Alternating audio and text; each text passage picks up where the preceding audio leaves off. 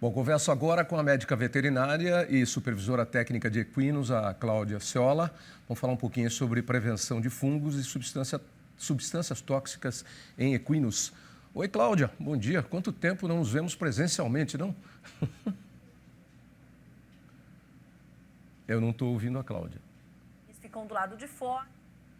Agora, vamos lá, Cláudia, de novo. Oi, Tavinho. Agora Oi, sim. Tavinho, bom dia. Bom dia. É um prazer estar aqui. Pois é, né? Quanto tempo que a gente não se vê presencialmente, mas já que vai dar tudo certo. Vamos vencer essa Covid aí, com certeza. Vamos sim. Ô, Cláudia, bom, falou em falar, pode ser. Falou em falar de equinos, é com você. Você que é uma especialista, é do time do pessoal, os nossos amigos da Guabi. Hoje vamos falar sobre dois temas interessantes, que são substâncias tóxicas e micotoxinas, né, que vêm na alimentação, e também sobre a questão de fungos. Vamos começar com a alimentação, as substâncias tóxicas. As micotoxinas são fungos que criam durante o armazenamento da silagem, né? Agora, eu pergunto para você, a gente tem problemas com o gado também, que às vezes ele come algumas plantas venenosas no campo. O equino também pode ocorrer isso ou ele é mais seletivo na pastagem? Não, pode sim. Na verdade, existem algumas pastagens que podem as fetugas, por exemplo, elas são plantas nativas que podem dar intoxicação nos cavalos, né, também, e também são muito sensíveis. Além disso, tem outras pastagens que oferecem oxalato, que isso pode dar outro tipo de desmineralização nos animais. Então, seria dessa forma. Agora, com relação aos fungos, né, o que acontece, Tavinho? O fungo, a micotoxina, na verdade, ela é uma toxina que é produzida pelo fungo, certo? Então, o fungo, em algumas situações de estresse, quando você tem alterações de temperatura, alterações de umidade, aí essas micotoxinas são produzidas pelos fungos. Então, é como se fosse uma defesa dele. E essas micotoxinas, quando ingeridas, elas podem trazer muitos transtornos na saúde dos cavalos, da saúde animal de uma forma geral, né? Uhum. A gente identifica isso visualmente em alimentos por partes esverdeadas, nos nossos alimentos, estou falando. No cavalo, na alimentação do cavalo também dá para perceber a micotoxina ou às vezes ela está lá invisível? Porque a gente tem alguns agentes na nossa alimentação que a gente também não consegue identificar. Como é que é a observação disso? Então, Tavinho, é assim, dependendo do tipo da micotoxina que você tem, então vamos supor, se você entrou água num saco de ração, molhou, ou até os fenos pré-secados ou a própria silagem de milho, isso acaba sendo até olho nu. Então, formam aquelas placas esverdeadas conforme você citou, né?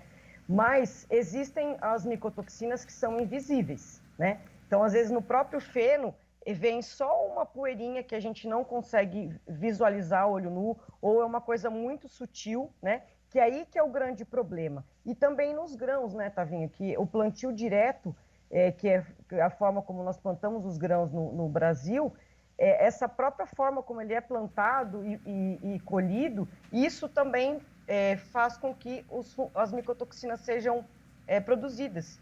E aí que é o grande problema, porque às vezes você olha o milho, você olha a aveia, você olha o trigo, a soja, ele está aparentemente bonito, ele está ok, só que ele está contaminado, né? Então, a incidência de micotoxinas nos grãos de plantio direto no Brasil chega a mais de 90%.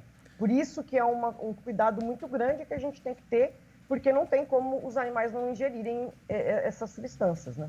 É muito difícil. Como diz aquele ditado, a gente olha e aparentemente está bonitinho, né? Mas está bonitinho, mas está ordinário, né? Ou seja, vai fazer mal para o cavalo depois se ele comer essa micotoxina, se alimentar com esse produto, esse alimento aí que está contaminado com micotoxinas. Ô, Cláudia, e quando acontece a contaminação, o animal ingere esse tipo de fungo ou micotoxina, o que é que deve ser feito? Porque a gente sabe que o equino ele tem um sistema digestivo bastante sensível, né? A cólica no equino, inclusive, é um problema sério que pode levar a óbito. O que acontece quando ele ingere esses elementos, vamos chamar assim, venenosos, né? Sim. Tavinho, esse é o grande desafio, né? Por quê? Porque quando o cavalo ingere a micotoxina, nós temos dois tipos, né, de situação. Você tem uma ingestão aguda, né, que é quando o cavalo ingere uma grande quantidade de uma única vez, e aí você vai ter problemas neurológicos gravíssimos, que é a leucoencefalomalácia, e o cavalo vem a óbito, né? Em casos agudos também de grande ingestão, você tem os problemas de cólica, de diarreia, que são abruptos.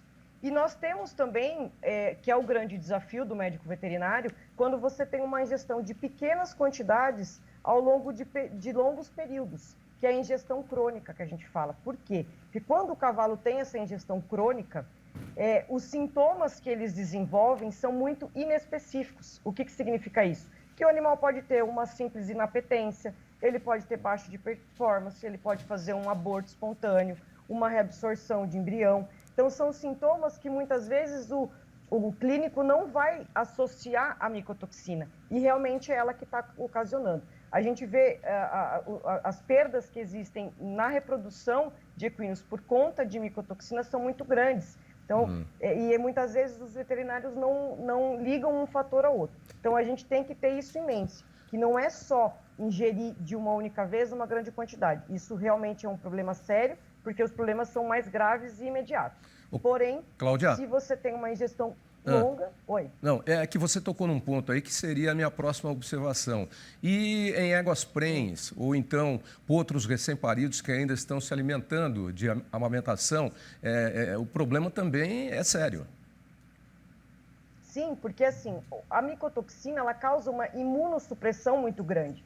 Então, você pega um potrinho que acabou de nascer e ele começa a ter esse tipo de ingestão já de início, ele começa a ter imunossupressão, então o sistema imune dele acaba sendo deficitário. As causas de diarreia, então, são muito importantes e a gente sabe que isso causa 10% no plantel de morte dos potros, né? E as éguas em reprodução, você tem não só a reabsorção quanto o aborto, mas também pode ter problema de anestro, a égua ou tem vários ciclos, né? Ela começa a ciclar várias vezes, então interfere muito nessa parte de reprodução. Tá. O que fazer, então? Quer dizer, a primeira coisa é tomar cuidado com relação ao alimento, é fazer uma análise com boa observação e técnicas, inclusive de laboratório, para saber se o alimento está contaminado ou não, né?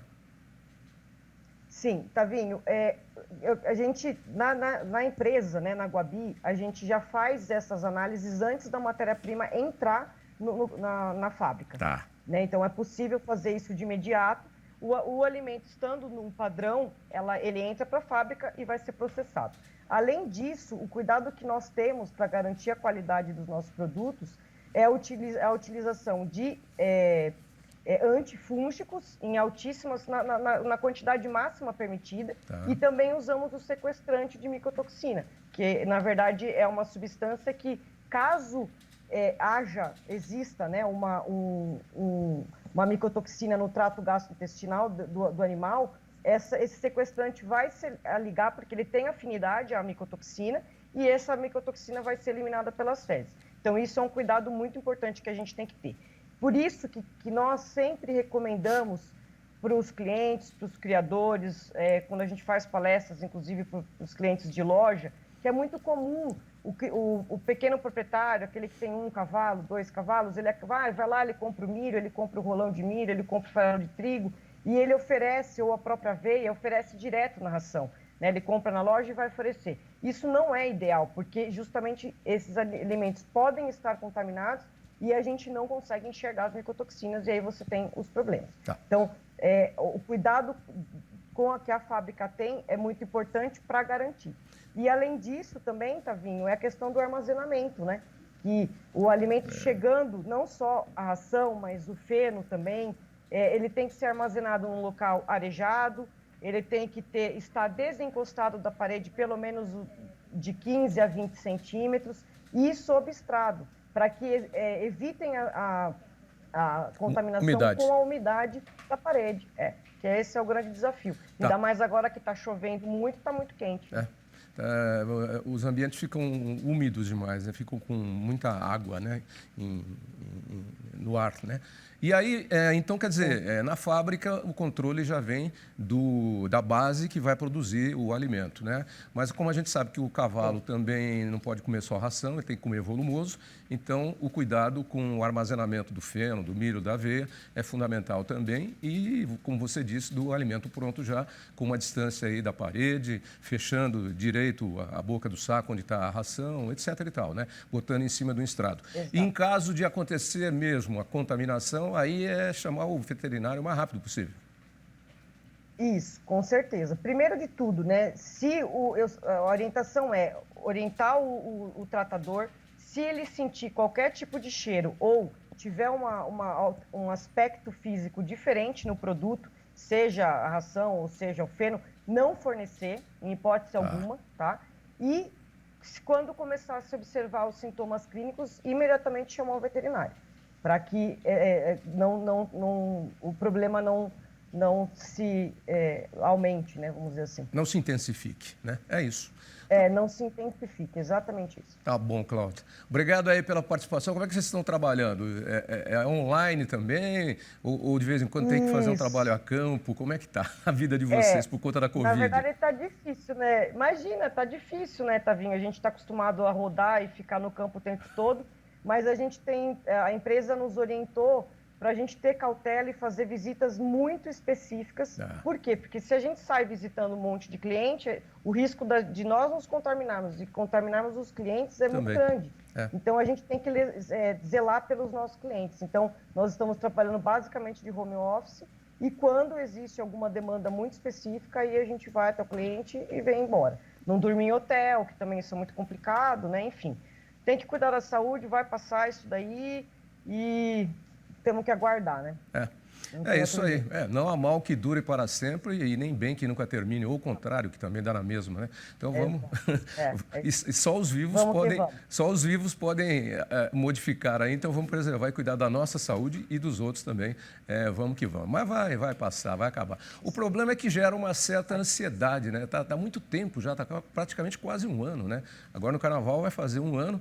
Então, quer dizer, gera uma ansiedade normal nas pessoas e uma espécie de nervos à flor da pele por conta de tudo isso. Então, é importante ter calma, paciência, né? Muito chá de camomila, muito chá de erva doce. Isso.